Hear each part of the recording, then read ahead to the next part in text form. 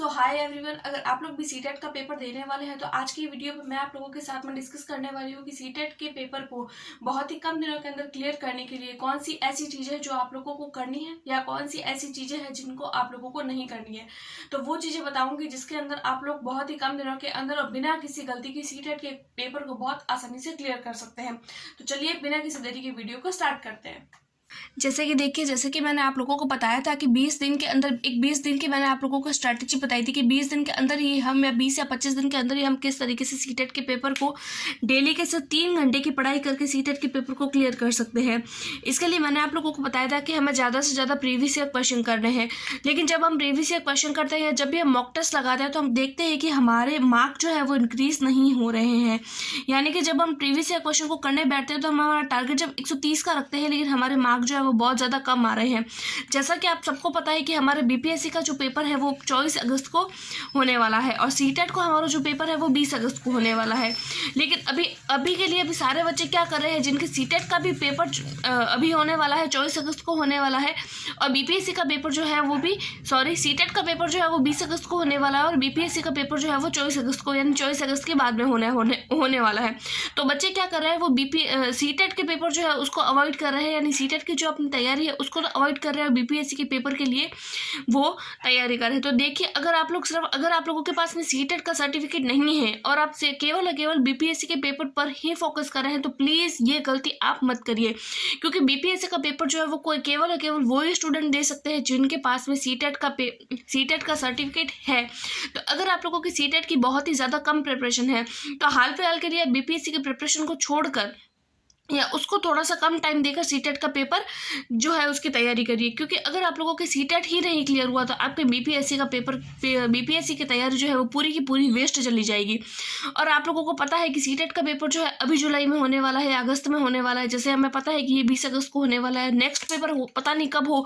अंदाज़ा तो यही है कि ये पेपर जो है नेक्स्ट पेपर जो है वो दिसंबर में होगा, लेकिन कब होने वाला है वो हमें नहीं पता है। तो आप ये सबसे बड़ी जो पहली गलती है वो आप ये कर रहे हैं कि अगर आप लोग बीपीएससी के लिए तैयारी कर रहे हैं, सीटेट के पेपर की बिल्कुल भी नहीं तैयारी कर रहे, तो आप लोगों को बीपीएससी के साथ साथ में सीटेट की भी तैयारी करनी है।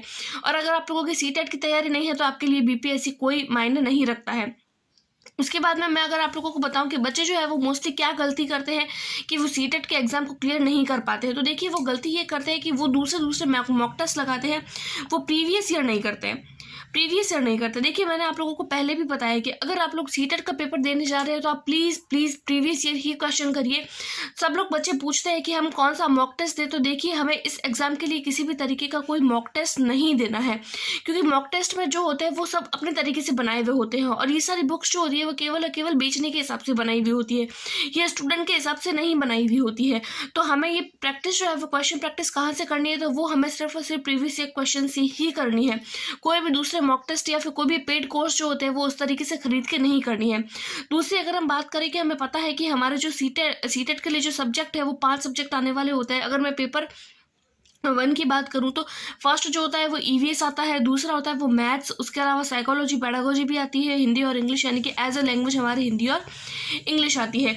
तो देखिए, तीसरी गलती बच्चे ये करते हैं कि मान लीजिए अगर उनका मैथ्स बहुत ज़्यादा वीक है तो वो मैथ्स को बिल्कुल ही पढ़ना छोड़ देते हैं। अगर उनका पेडागोजी अच्छा है तो वो पेडागोजी को ही कंटिन्यू पढ़ रहे हैं। तो देखिए, आप बिल्कुल भी ऐसा मत करिए।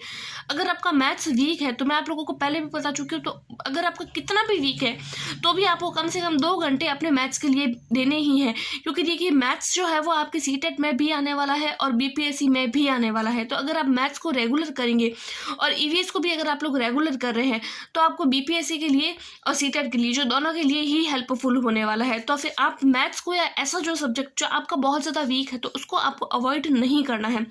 उसके बाद में अगर मैं आप लोगों को बताऊँ कि 3 ऐसी ट्रिक जो आप लोगों को सीटेट का पेपर को सॉल्व करने के लिए बहुत ज़्यादा हेल्प मिलेगी या सीटेट के पेपर को क्लियर करने के लिए बहुत ज़्यादा मददगार होगी। तो देखिए, वो 3 ट्रिक मैं आप लोगों को कुछ इस तरीके से बताऊंगी कि फर्स्ट जो, जैसा कि मैं आप लोगों को बता चुकी हूँ कि आप लोगों को क्या करना है, प्रीवियस ईयर क्वेश्चन करने हैं, मॉक टेस्ट नहीं लगाना है। दूसरा, अगर मैं आप लोगों को बताऊँ तो आपको क्या करना है, तो आपको करना है आपने जो भी प्रीवियस ईयर क्वेश्चन किए हैं उसकी एनालिसिस करनी है। एनालिसिस के मतलब है, मान लीजिए आपने कितने भी क्वेश्चन कर लिया, यानी कि मान लीजिए आपने एक पूरा 3 घंटे देकर और एक पूरा का पूरा प्रीवियस ईयर का जो पेपर है वो आपने लगा लिया, लेकिन लगाने के बाद में मान लीजिए आपके 150 में से उसमें मार्क आए हैं 90, यानी वो तो सिर्फ उसको पासिंग मार्क हो जाते हैं। तो हम डर जाते हैं कि हमारे 90 मार्क आए हैं, हमारे 130 नहीं आए हैं, हमारा टारगेट तो 130 प्लस का है और हमारे 130 मार्क नहीं आ रहे हैं मॉक टेस्ट में। तो आप क्या कर रहे हैं, आप सबसे बड़ी गलती यही कर रहे हैं कि आप पेपर का एनालिसिस नहीं कर रहे हैं। तो देखिए, आप लोगों का एनालिसिस बहुत ज़्यादा ज़रूरी है। अगर आप लोग पेपर को एनालाइज करते हैं कि पेपर आता किस तरीके से है, प्रीवियस ईयर में कौन से टॉपिक में से ज़्यादा क्वेश्चन पूछे जा रहे हैं, आपकी कहाँ गलतियाँ हो रही है, तो आप लोग उस एनालिसिस को बहुत अच्छे से कर पाएंगे। और बात रही 130 प्लस की, तो देखिए, अगर आप लोगों को बुरा ना लगे तो आप लोगों को मैं बात बताना चाहूँगी। तो देखिए, अगर कोई बहुत लंबे टाइम से प्रिपरेशन कर रहा है तो ही आप 130 प्लस ला सकते हैं। आप लोगों ने तैयारी तो अभी से शुरू करी है, फिर भी आप चाहते हैं कि आप 130 प्लस लाएं, तो देखिए ऐसा पॉसिबल नहीं है। लेकिन अब बहुत ज़्यादा मेहनत करते हैं तो हो सकता है 100 प्लस ले आए। देखिए, सीटेट तो एक वैसे भी क्वालिफाइंग पेपर है। अगर हम 130 प्लस लाएं तो भी हमारे पास में केवल और केवल सर्टिफिकेट ही आएगा। अगर हम लोग 100 प्लस लाते हैं तो भी हमारे पास में सिर्फ और सिर्फ सर्टिफिकेट ही आएगा।